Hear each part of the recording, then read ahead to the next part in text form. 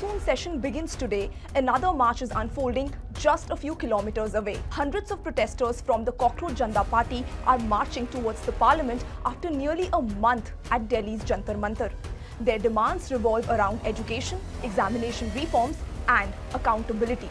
But their protest raises a bigger question. Why Jantar Mantar? Why does almost every major public movement in India eventually find its way to this stretch of road in central Delhi? From Anna Hazare's anti-corruption movement to the Nirbhaya protests, to the wrestlers' agitation, and now the Cockroach Janta Party. Why has one small corner of Delhi become India's most recognizable address for dissent? Hi, I'm Nupur and you are watching Control Z, your cheat code to navigating adulthood. Ironically, Jantar Mantar was never built for protests. It was built to observe the skies. Constructed in 1724 by Maharaja Jai Singh II, it is one of the 5 astronomical observatories he commissioned across India. Its giant instruments were designed to measure time, track planets and calculate celestial movements. 300 years later, those stone structures stand almost unchanged. Everything around them has changed. Today, people don't come here to look at the stars. They come hoping those in power will look at them. Jantar Mantar became India's protest capital almost by accident. For decades, Delhi's biggest demonstrations were held at the Boat Club lawn near India Gate. That changed in 1993. Concerned about security near Parliament and Rashtrapati Bhavan, authorities prohibited large protests there. Activists needed a new space. Jantar Mantar became the alternative.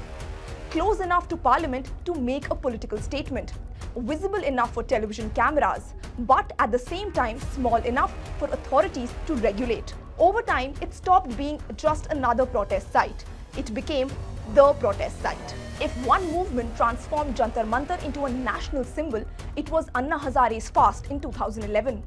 Millions watched as the anti-corruption campaign demanding the Jan Lok Bal bill turned this road into the center of India's politics. The movement eventually gave birth to a political party and changed how Indians viewed public protests. Jantar Mantar was no longer just a location. It had become a symbol of citizens challenging the establishment.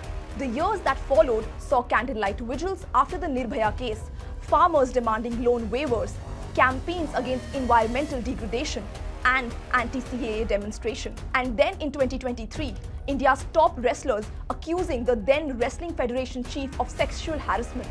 Every movement left behind its own slogans. Today, they built the identity of that place. Then came the silence. In 2017, the National Green Tribunal banned protests at Jantar Mantar, citing concerns over pollution, noise and disruption for local residents. Demonstrations were shifted to Ramlila Maidan. For months, the site that had once echoed with speeches and slogans felt quiet. The Supreme Court later restored the right to protest there, but under tighter conditions. Even then, Jantar Mantar never fully regained its old energy. Many believed its era had actually ended. Until now. Now, for almost a month, the Cockroach Janta Party and activist Sonam Wangchuk have brought people back to Jantar Mantar. Makeshift tents lined the roadside. Volunteers distributed water and ORS. Students held discussions. A small free library had appeared on the pavement. Visitors stopped to write letters addressed to the Education Minister Dharmendra Pradhan. The protest itself focuses on education, examination reforms and accountability. But the crowd tells another story. A new generation is rediscovering Jantar Mantar. What makes this movement different is where it began, not on the streets, but online. Instagram Reels, WhatsApp groups, threads on X, and short videos.